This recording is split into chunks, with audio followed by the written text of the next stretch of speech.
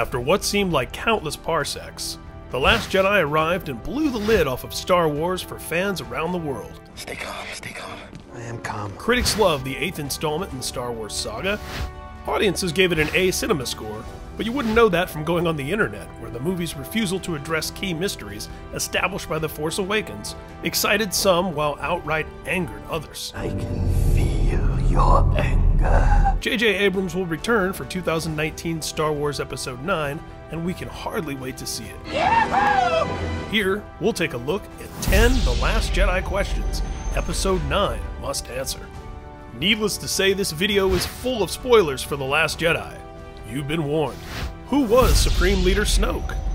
The introduction of the mysterious Emperor Palpatine-like character Supreme Leader Snoke in The Force Awakens raised many questions. Who is he? How did he come to power? The 2-year wait between movies saw fans digging through every piece of new canon and action figure release in search of clues. Multiple theories emerged. Snoke could be Darth Plagueis, the Sith Lord who Darth Sidious said learned to conquer death. Did you ever hear the tragedy of Darth Plagueis the Wise? Maybe he's Mace Windu. I don't think so.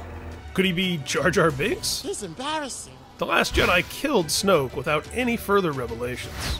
Is Snoke the first Jedi? This is one of the more compelling theories that arose in the wake of The Last Jedi's release. In the first Jedi Temple on Ahch-To, where Luke lives in self-imposed exile, we see a yin-yang-like mosaic with a meditating figure.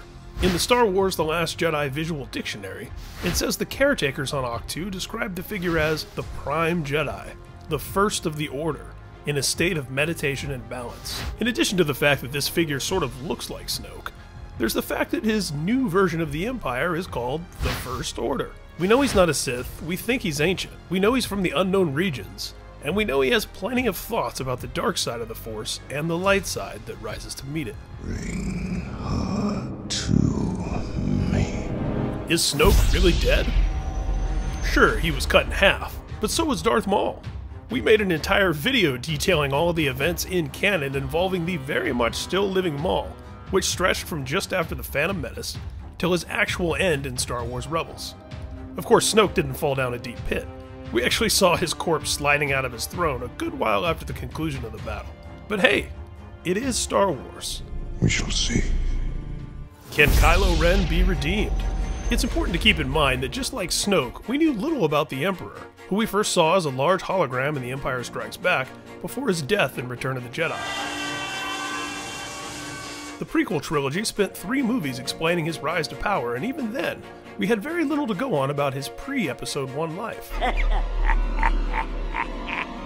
Whether you loved it or hated it, Snoke's death certainly strengthened Kylo Ren's character. The easy duplication of the narrative arc of Darth Vader is impossible without Snoke. We may have gone into that scene in the throne room half expecting Rey to convince Kylo Ren to revert back to Ben Solo and turn on his Dark Master. But instead, we saw Kylo Ren turn on his master and fully commit himself more to evil. So going into Episode 9, with Ren now leading the First Order, can he be redeemed? I'm being torn apart. He's already killed his own father, led pilots into battle who shot at his mother, and tried to kill his uncle numerous times. Of course, his grandfather was even worse. Did Rey really learn the truth about her parents? The Last Jedi dismissed all of the theories about Rey's parentage in just a few lines. She's not Kylo's twin sister, hidden away by her parents as their mother once was. She's not the secret offspring of Luke Skywalker or Obi-Wan Kenobi. But was Kylo Ren telling the truth? We're not done yet. And did Rey truly recognize what he was saying deep inside? Show me my place in all this. One thing is for certain, Rian Johnson is on record saying that whatever happens going forward, Kylo Ren absolutely believed what he said in The Last Jedi. So whether Abrams or someone else retcons that moment, Johnson meant it sincerely. What's the connection between Kylo Ren and Rey? If Ben Solo and Rey aren't related by blood, then why are they connected so closely? Luke seemed to chalk it up to their respective strength with the Force, which is plausible, given how few Force-sensitive types with any real training there seem to be. Snoke says that he more or less faked their connection to draw Rey to him, but is there something more to their space Skype sessions? We're looking to you, JJ. What's up with Luke's lightsaber?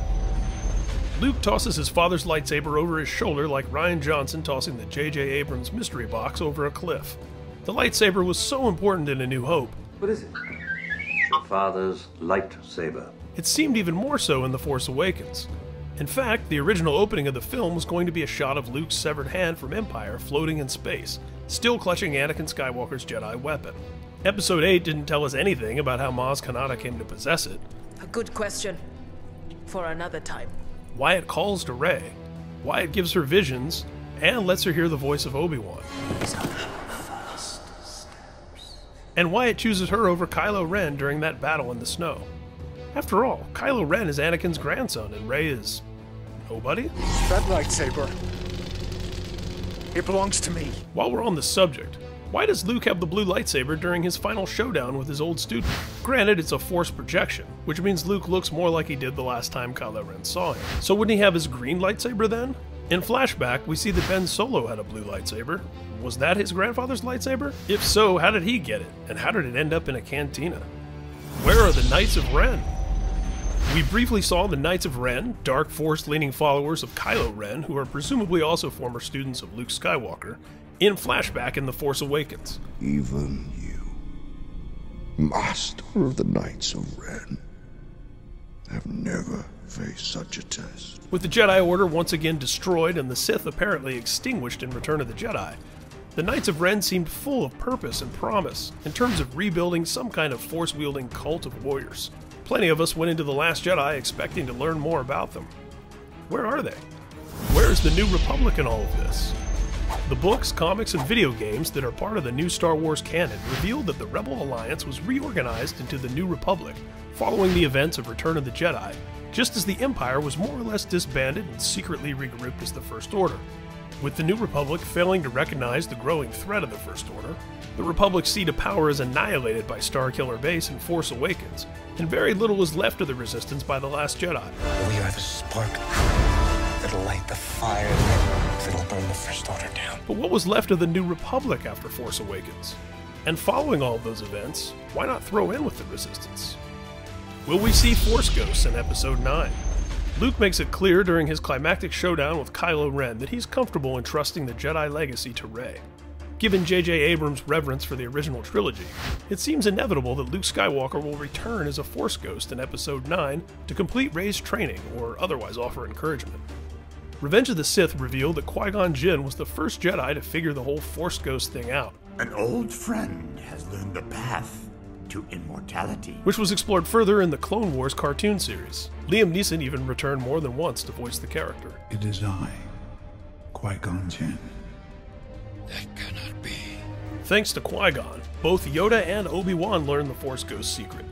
All of it was a cool twist, given that Anakin was seduced by the Sith's supposed ability to cheat death. He could even keep the ones he cared about from dying.